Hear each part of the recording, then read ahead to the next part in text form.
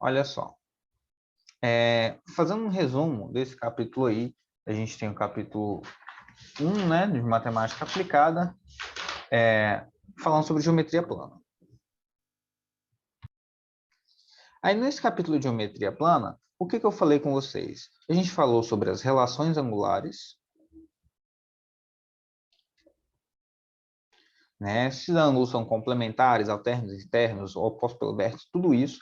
Quando o ângulo é raso, reto, replementar, complementar, suplementar, e a gente fez todo esse resumo aí, né? A gente vai falar de triângulos, né? E fazendo um resumo de triângulos aqui, o que eu quero que vocês lembrem? De triângulos, a gente tem algumas classificações. O triângulo ele é retângulo, quando tem um ângulo de 90 graus. Ele é obtusângulo. Obtusângulo. Quando a gente tem um ângulo a maior que 90 graus, né? E a gente tem um triângulo agudo quando a gente tem ângulos menores que 90 graus. Então, vamos colocar aqui, ó, menores que 90 graus, tá? Não esqueça os conceitos. Maiores que 90 graus, um ângulo maior que 90 graus, e aqui a gente tem ângulo igual a 90 graus, um dos ângulos igual a 90 graus. Aqui, um dos ângulos tem que ser maior que 90, e aqui todos os ângulos tem que ser maior que, menores que 90 graus. Então, depois que a gente sai dessa relação aqui, a gente tem a classificação, né? Essa é a classificação quanto ao ângulo. Só que ainda a gente tem outro tipo de classificação, que é a classificação quanto ao lado, né? E a classificação quanto ao lado, ela vai me dar três classificações também, né? Se o triângulo tiver todos os lados iguais, então vamos colocar lados iguais, lados congruentes, a gente vai chamar ele de, eu esqueci o nome, equilátero. Ele fugiu assim e voltou, equilátero. Se esses triângulos tiverem dois lados iguais, eu vou chamar ele de isósceles. Isósceles. E se esse triângulo ele tiver todos os lados diferentes, eu vou chamar esse triângulo de escaleno, né? Qual a relação importante que a gente tem aqui? A gente viu ano passado algumas relações importantes, né? A primeira delas é Pitágoras, né? Pitágoras a gente usa quando o triângulo é retângulo.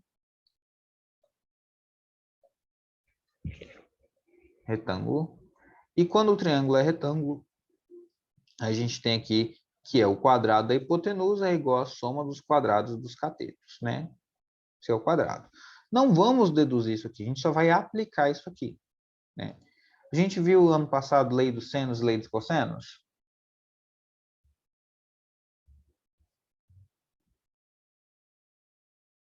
Não, né? Chegou a ver lei dos senos e cossenos? Já não estou lembrando mais se a gente viu. Enfim, quando o triângulo é retângulo, a gente usa essa relação. E o que mais que a gente utiliza aqui na geometria plana, tá? Na geometria plana, para, né? Na geometria plana, para as nossas relações. Até agora a gente só está falando de triângulo. A gente falou de ângulo, triângulo, né? Eu tenho a semelhança de triângulos, né? A semelhança de triângulos, né? E também que a gente utiliza, que além da semelhança de triângulos, a gente utiliza o teorema de Tales, ele me dá relações importantes, né, num triângulo. Por exemplo, se eu tiver um triângulo aqui,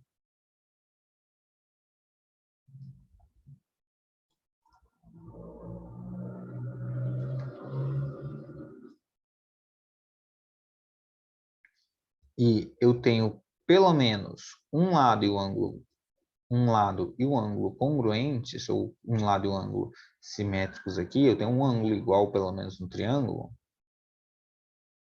um ângulo e o lado oposto a esse ângulo for proporcional ao lado do triângulo, o que que eu tenho? Eu tenho aqui uma relação, né, entre, eu poderia fazer aqui uma relação entre x, y, a, e se esse pedacinho aqui valer b, eu poderia fazer isso aqui, ó. Posso falar que x está para a, assim como y está para a mais b, porque seria todo o lado do triângulo. A mais b. E eu não uso isso só em triângulos. Eu posso usar isso para o teorema de Tales, porque é bem semelhante. O teorema de Tales fala assim, se eu tivesse retas paralelas, né, que cruzam duas retas, se eu tiver retas concorrentes que cruzam retas paralelas, eu posso fazer o seguinte, ó, que assim como x, como A está para B, C está para D. Então, A mais C está para B mais D. Essas aqui são a relação de semelhança de triângulos. Aqui a gente pode utilizar o teorema de Tales, né? No caso aqui, ó, A sobre B é igual a C sobre D. Tá? Ou ainda eu poderia colocar que A sobre B é igual a A mais C sobre B mais D. B mais D. Nada impede que isso aconteça. Beleza? Então, ó, eu queria que vocês ficassem ligados aí nessas todas essas relações que a gente tem aí para teorema, para triângulos e semelhanças de figuras planas, né? Porque aqui, ó, eu tenho o teorema de Pitágoras, o teorema de Tales, muito utilizado aí nos nossos conceitos. Tá, Juan, o que mais que a gente usa? A gente usa, além disso, a gente usa as relações de polígonos, né? A gente classifica os polígonos de acordo com o número de lados. Então, ainda dentro de geometria plana, a gente estuda as relações dos polígonos. Juan, o que é polígonos, né? Polígonos, esse nome poli, vem de vários. Gonos, de ângulos. Então, vários ângulos, né?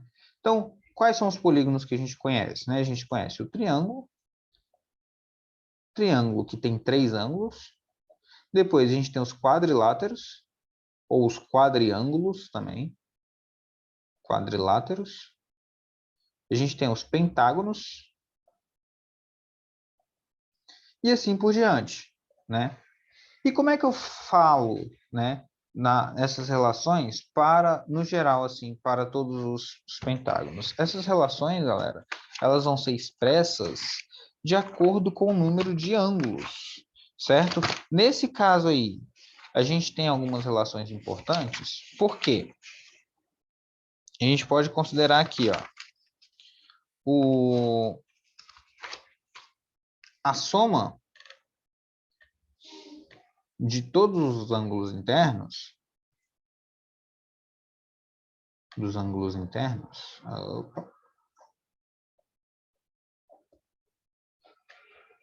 internos de um polígono, ele vai depender do número de lados do polígono, né? Então, um triângulo tem 3 lados. E pelo teorema, né? O teorema me dizia o seguinte, que a soma dos ângulos internos de um triângulo é igual a 180 graus. Beleza, Juan, se a soma dos ângulos internos de um triângulo é igual a 180 graus, então a soma de ângulos internos de qualquer polígono vai depender do número de lados. Por quê? Por conta disso aqui, ó, que eu vou mostrar para vocês. Pensa aí, se eu tiver um quadrado. Se eu tiver um quadrado e partir ele ao meio, eu formo quantos triângulos? 2, certo? Agora vamos fazer outra figura. Né? Se eu fosse calcular, então, a soma de todos esses ângulos aqui, ó, esse ângulo mais esse, essa soma aqui me daria 180. E essa soma aqui de baixo também me daria 180. Então, eu teria dois triângulos. 2 vezes 180 para um polígono de 4 lados. Beleza, vamos ver se eu tiver um polígono de 5 lados. Ó, minha voz acabando. Se eu tiver um polígono de 5 lados,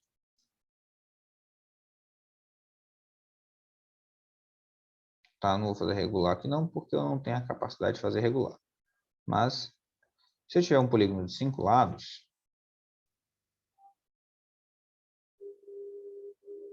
não se atenha a detalhes, tá, gente? Vamos fazer aqui, ó. Nesse polígono de 5 lados, 1, 2, 3, 4, 5. Eu vou fazer triângulos aqui, ó. Então, eu vou fazer 1. Fiz 1, vou fazer 2. Beleza. Fiz 3 triângulos aqui. Então, significa que se eu somar esse ângulo mais esse, vai me dar 180. Se eu somar esse, mais esse, também me dá 180. Se eu somar esse, mais esse, também vai me dar 180. Ou seja, esse resultado vai me dar 3 vezes 180. Né? Ou seja, um polígono de 5 lados, eu tenho 3 triângulos. Estão percebendo alguma relação entre eles? Né? Se eu pegar aqui um polígono de 6 lados,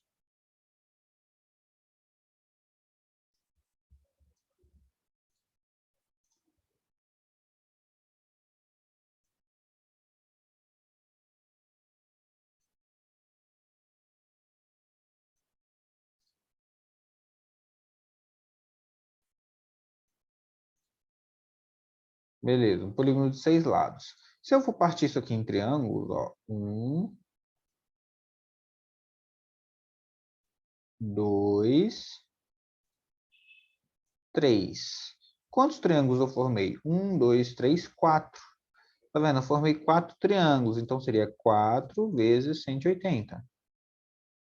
Né? Seria 4 vezes 180 graus. Que relação que eu estou estabelecendo aqui, gente? Para um polígono de 6 lados, eu tenho 4 triângulos. Para um polígono de 5, eu tenho 3. Para um polígono de 4, eu tenho 2. Então, significa que depende da quantidade de triângulos, justamente.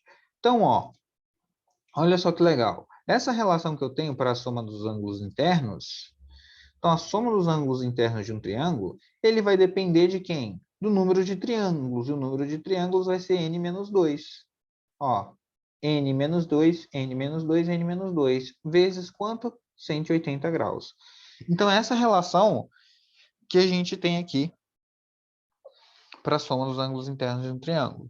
Então, se eu perguntar assim para vocês, né, já mostrei toda essa relação, agora vamos apagar tudo isso aqui. Se eu perguntar assim para vocês, quanto um polígono ele tem 1680 graus? Quantos lados tem esse polígono? Então, se ele tem isso aqui, quanto que vai valer o número de lados dele? Né? Então, eu posso fazer, já que a soma dos ângulos internos é igual a n menos 2, que multiplica 180, então eu vou ter 1680 é igual a n menos 2, que multiplica 180.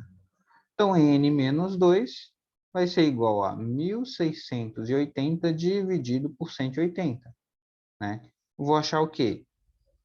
1680 dividido por 180 vai me dar igual a quanto? Deixa eu ver aqui. Está respondendo? Deu dízima? 1680 não, gente. Desculpa. 1980. Tá? 1980. Então, faz aí, ó. 1980 dividido por 180 dá quanto?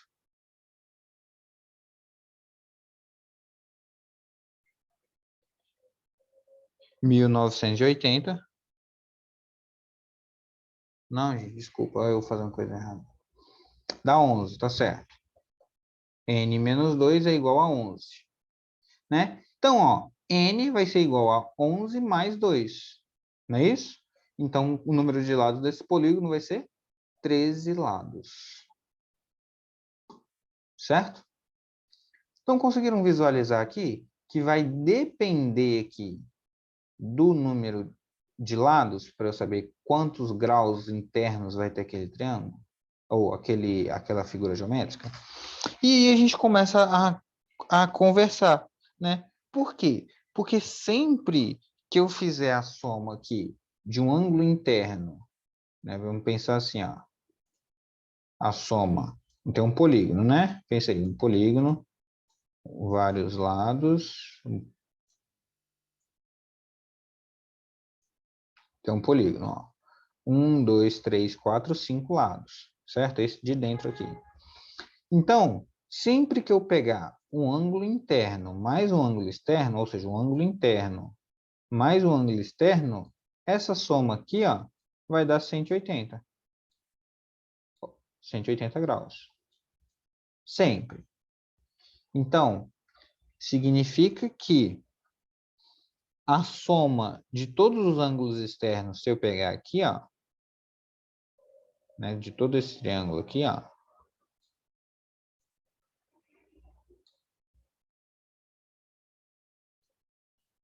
se eu pegar a soma de todos esses ângulos externos aqui, esse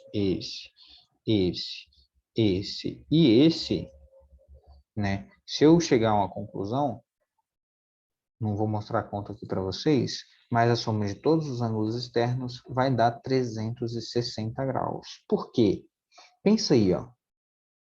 Esse ângulo, ó, presta bastante atenção. Esse ângulo, ele vem para cá, certo? Esse aqui, ó. Esse aqui ele vem para cá, com essa reta aqui. Esse ângulo, ele vem aqui para baixo, certo? Esse ângulo é o mesmo ângulo desse aqui, que ele vem para cá, né? Então, se eu somente andar aqui com as retas todas para o mesmo ponto, né? Se eu andar todas essas retas aqui para o mesmo ponto, vocês vão perceber que os ângulos externos, eles vão estar todos aqui e vai formar uma circunferência. Logo, a soma de todos esses ângulos vai dar 380 graus. Acho que não ficou tão didático isso aqui, mas se a gente for demonstrar isso, né, pela fórmula, já que a soma do ângulo interno é isso aqui, se eu pegar n ângulos externos, eu vou conseguir demonstrar isso para vocês, tá? O que a gente precisa saber ainda sobre polígonos? Precisamos saber o número de diagonais. Então, vamos imaginar que eu tenho esse polígono aqui, ó. 1, 2, 3, 4, 5, 6, 7. Beleza, tem esse polígono aqui com 7 lados, né? 1, 2, 3, 4, 5, 6, 7. Nesse polígono, eu quero saber o número de diagonais. Então, o que é diagonal? Diagonal é um segmento que liga uma extremidade à outra, né? Que não é o lado. Então, isso seria uma diagonal, certo? Isso seria uma diagonal. Isso seria uma diagonal. Isso seria uma diagonal. Só que se eu olhar aqui, eu estou contando as diagonais que saem daqui, só desse, né? Então, nesse caso aqui, ó, eu tenho 1, 2, 3, 4 diagonais por vértice, né? Quantos vértices eu tenho no total? Eu tenho 1, 2, 3, 4, 5, 6, 7 vértices. Então, para saber o total de diagonais, eu faria 4 vezes 7. Só que aí tem um problema. Porque quando eu vier para esse outro vértice aqui, que eu vou colocar verde, ó, se eu vier para esse outro vértice aqui, eu vou perceber, ó, que eu vou contar 1. Na verdade, eu vou contar a partir desse, não. Vou contar a partir desse aqui, ó. 1, 2, 3, 4. Tá vendo que eu estou contando repetida? Contei repetida aqui, ó. 4. 4 vértices também. Se eu for para o meu outro, for para esse aqui, ó. 1, 2, 3. Contei repetido. 3, 4. 4 diagonais também. Se eu for para o próximo, ó. 1, 2, 3, 4. Tá vendo que eu tô contando repetido aqui, ó. Essa A verde aqui, eu tô contando repetido de novo. Então, repara, contei repetida, tô contando várias repetidas aqui. Vamos pro próximo vértice. Se eu chegar nesse vértice aqui, ó, eu vou ver que eu contei 1, 2, 3. Tá faltando só uma, né? Para eu contar, ó. Eu vou contar todas as repetidas também. Ó, 1, 2, 3, 4. Tá vendo que eu contei ela 2 vezes? 2 vezes, 2 vezes, 2 vezes. Vamos para a próxima. Ó, 1, 2, 3, 4. Aqui eu já contei, né? E se eu chegar no último vértice ali, ó, vai ser 1, contei já 2 vezes, 1, 2, 3, 4. Então, tá vendo que eu contei todos esses vértices 2 vezes? Então, significa que eu preciso fazer o que com essa minha conta aqui? São 4 diagonais por vértice, 7 vértices dividido por 2. Então, esse aqui vai ser o número n de diagonais que eu vou ter. Ou seja, o número d de diagonais que eu vou ter. Deixa eu trocar a cor. Esse vai ser o número d de diagonais que eu vou ter. 4 vezes 7 dividido por 2. Se a gente for simplificar para um termo geral, diagonal, o número de diagonais vai ser quem? Eu tenho 7 lados. 7 menos 3, porque 3 seria de onde sai, ó. Ele não faz diagonal nem com esse, nem com esse, nem com esse. Ou seja, ele e os dois do lado, né? Então, ele não faz diagonal com os 3 vértices do total. Então, seria n menos 3 vezes n, isso dividido por 2. Por quê? Porque cada vértice eu conto 2 vezes nesse processo. Então, essa é a expressão que me dá o número de diagonais de um polígono, né? Então, se eu quiser fazer o quê? Opa.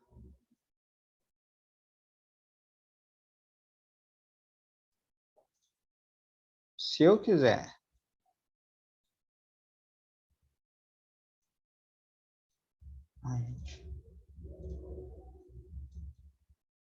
se eu quiser calcular, então,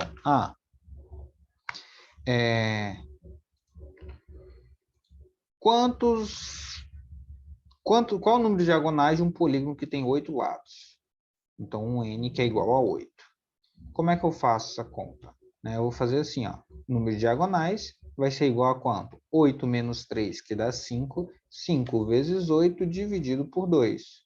Então, o número de diagonais vai ser 5 vezes 4. Então, um polígono que tem 8 lados vai ter 20 diagonais.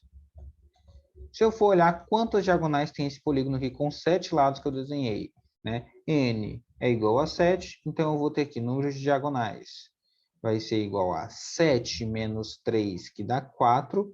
4 vezes 7 dividido por 2. 4 vezes 7 dividido por 2 vai dar 2 vezes 7, que dá 14, ou seja, 14 diagonais. Se eu contar, vocês vão achar aí diagonais. Vocês vão achar aí 14 diagonais.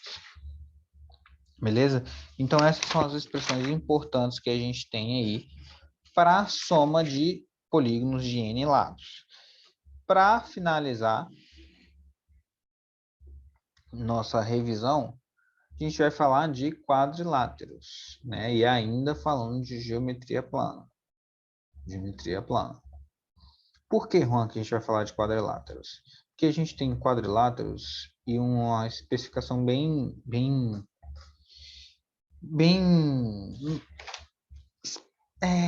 como é que fala? O pessoal costuma muito confundir, né? Que quadriláteros a gente tem algumas definições. A gente tem o trapézio, que a gente pode não ter ângulos iguais, lados iguais, pode ter nada igual, tá? A gente tem o paralelogramo, e o paralelogramo, ele é composto por lados paralelos.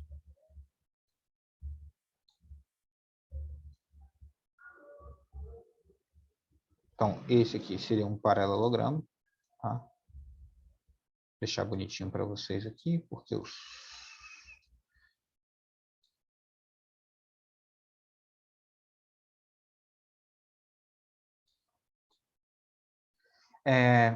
a gente tem ainda o retângulo. O retângulo é fácil de desenhar, graças a Deus. A gente tem o retângulo. Depois do retângulo, a gente tem o losango. O losango é mais difícil de desenhar aqui para mim, porque o losango tem lados iguais. A gente vai caracterizar cada um deles.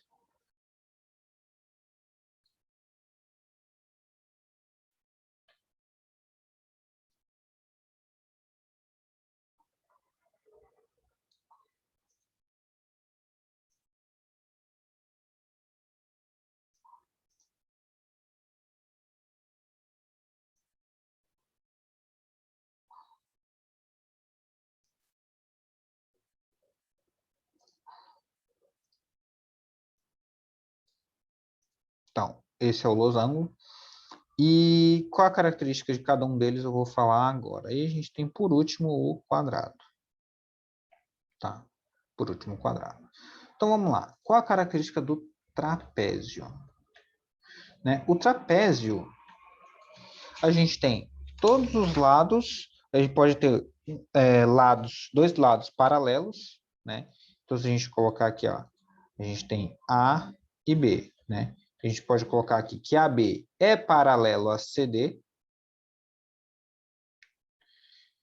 E os lados eles podem ser distintos, podem ter tamanhos distintos, não tem uma regra. A regra é que esses dois ângulos aqui, somados vai dar 180 graus, esses dois ângulos aqui, somados vai dar 180 graus. No paralelogramo, a gente tem dois lados paralelos, e qual é a teoria que eu tenho para ele? É que esse lado aqui, ó, quando eu traço suas diagonais, esse lado é igual a esse, e esse lado é igual a esse. Tá? Então, é isso que acontece no paralelogramo.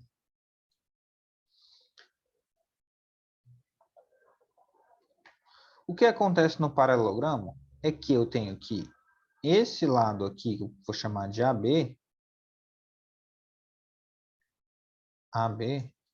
ele pode ser igual ao lado, na verdade, ele deve ser igual ao lado CD. E o lado AC deve ser igual ao lado BD. No retângulo, ele é como se fosse o paralelogramo, são lados paralelos também, só que a diferença é que aqui tem ângulos de 90 graus. Então, lados paralelos com ângulos de 90 graus. Aqui, no losango, qual a diferença do losango? É que todos os lados são iguais. Aqui é igual aqui, que é igual aqui, que é igual aqui. E qual a diferença, então? Que eles estão angulados. É como se você pegasse um quadrado e apertasse ele. Faz assim, ó, quadrado. Pum. quando você aperta o quadrado, ele vai ficar assim. E qual a característica que a gente tem do losango? É que se traçar as diagonais aqui, ó,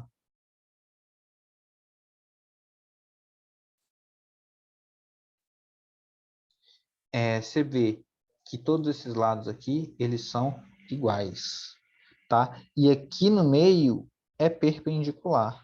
Ou seja, se precisar de usar Pitágoras para calcular alguma coisa, você consegue, tá? Aqui é perpendicular, ângulo de 90 graus. Beleza. Por último, a gente tem o quadrado. O quadrado, a gente tem lados iguais, e além dos lados iguais, a gente tem aí ângulos retos. Ângulos retos. Beleza? Então, lados iguais e ângulos retos. Se a gente fosse considerar aqui um diagrama entre todas essas figuras, a gente teria mais ou menos isso aqui, ó. A gente teria que o paralelogramo seria o conjunto maior, tá? Dentro do paralelogramo, né, a gente tem aqui os retângulos, que são lados paralelos. A gente tem aqui o losango, que são lados iguais, né, a característica principal do losango, lados iguais. E a gente tem aqui no meio o quadrado. Então, ó, posso colocar aqui ó, o quadrado. Quadrado. No quadrado, a gente tem os retângulos, que são os que têm ângulos retos. Aqui, a gente tem os losangos, que são com lados iguais. Então, um losango que tem ângulos retos é um quadrado, tá? E aqui a gente tem lados paralelos, ou seja, paralelogramos.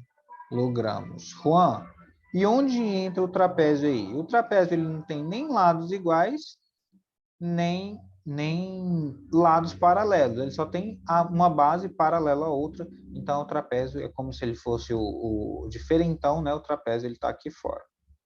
Tá? O trapézio está fora disso. O trapézio está aqui. É isso que eu queria demonstrar para vocês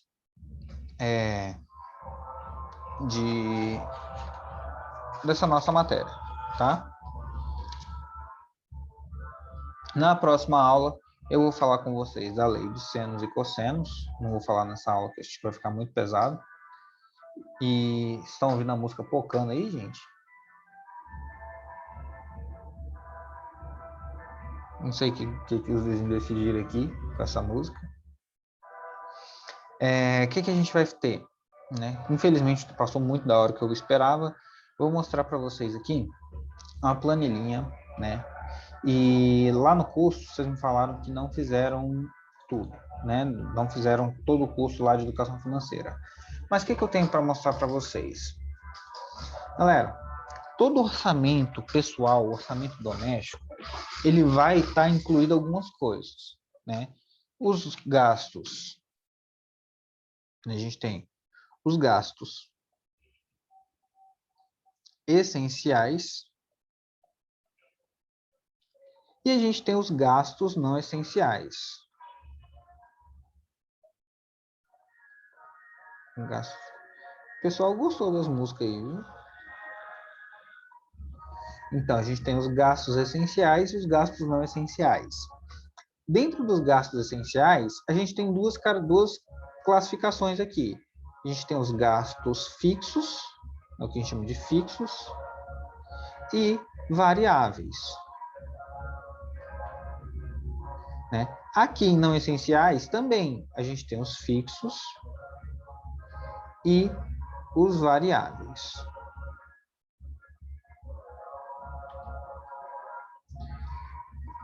Tá bom para enxergar aí? Então é isso, ó. Gastos essenciais,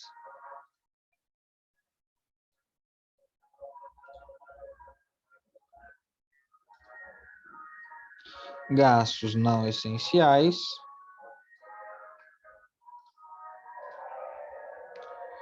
fixos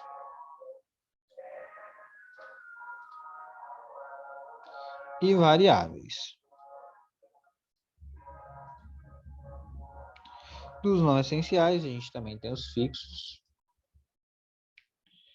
e os variáveis. Beleza. Agora a gente vai começar a classificar cada um deles, né? Deixa eu até colorir de cor diferente aqui para vocês perceberem que é bem diferente.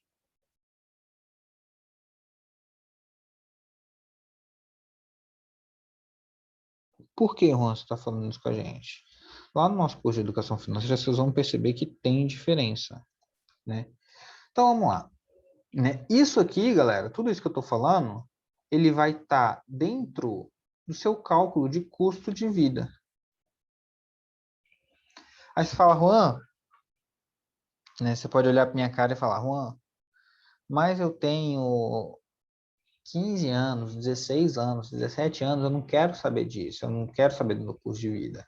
Galera, quando eu estava na escola, eu queria que alguém tivesse me falado sobre isso, sobre custo de vida, falar sobre sobre coisas que a gente vai usar mesmo na vida, né? A matemática que a gente vai usar na vida. Então, eu recomendo fortemente que vocês assistam aquele curso. Eu vou estar pedindo um certificado para vocês logo, logo nas atividades. E olha só, na opinião de vocês, se vocês puderem abrir o microfone e falar, o que é um gasto essencial fixo aqui? Que sempre tem, nunca, praticamente ele não varia. Podem falar para mim? Aí, ó, conta de luz e de água. Conta de luz e de água eu já colocaria aqui em variável, né? A de luz e de água, ele tem uma média, mas é variável. O aluguel, aí, ó, aluguel é um custo fixo. Aluguel é um custo fixo. Então, ó, variável, posso colocar aqui luz, posso colocar aqui água, né? Colocar aqui, ó, escola é um custo fixo, né? Aqui, ó, internet é um custo fixo, né? O que mais que a gente tem?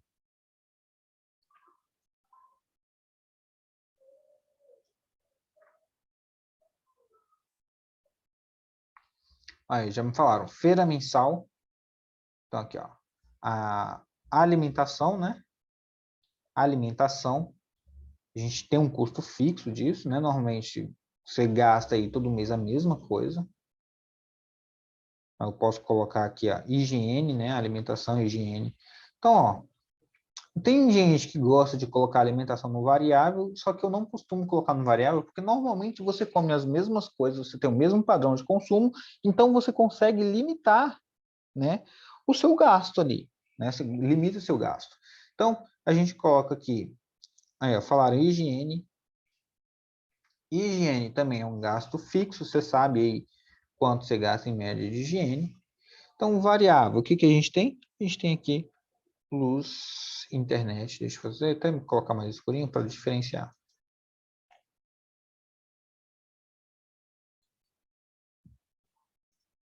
Então, é isso aqui que a gente tem, né? Se eu for colocar aqui hoje, plano de celular, né? Plano de celular também é um custo fixo. Plano de celular. Então, a gente tem hoje muitas coisas que englobam custo fixo. Muitas coisas mesmo. Acho que variável aqui mesmo é só água e luz, né? Que a gente paga assim que se você consumir menos, né? Você ficar mais tempo fora de casa, na rua trabalhando, você vai ter variável e sempre vem esses valores diferentes. A alimentação você consegue controlar para gastar sempre a mesma coisa. Higiene também você consegue gastar sempre a mesma coisa. Plano de celular também, internet já vem fixo, escola fixo e aluguel vem fixo. Né? Então a gente começa a separar isso. E o que vocês colocam para vocês o que seriam gastos não essenciais? Né? Gastos essenciais, não essenciais, a gente nem precisa separar aqui em fixo e variável. Tá? Mas em fixo a gente poderia colocar aqui a academia. Né? A gente poderia colocar aqui um gasto não essencial, variável, lanche. Né? Deixa eu ver aqui onde é que está. Poderíamos colocar aqui lanche, que a gente come na rua. Não é algo estritamente necessário. Compras pela internet. Compras pela internet. Então, galera, a gente começa a perceber que tem muitas coisas que vão englobar aí o nosso custo de vida, né? Você fala, não, é só comida, água, luz, internet, pronto, acabou. Só que passa disso, né? Então, o que que eu quero de vocês? A gente vai acabar a nossa aula aqui agora, só que eu vou mandar essa tabelinha para vocês lá e eu quero que vocês completem aí a média, né, a todas as coisas que fazem parte do custo variável, do custo fixo de vocês, e vai pensando nisso. Vai pensando nisso, vai colocando os valores na planilhinha do lado, e a gente vai ver nossos padrões de consumo para as aulas de educação financeira. E a partir das nossas aulas de padrão de consumo, a gente vai desenvolver aí com o nosso curso, aí vamos começar a falar onde colocar o dinheiro, e isso que eu quero ensinar, passar para vocês, que eu acho bastante importante para as nossas aulas, beleza? Galera, é só isso a aula de hoje, tá? Espero que vocês tenham relembrado aí muitos conceitos que eu acho que ficou para trás, mas vamos aí, até a próxima. Boa prova para vocês.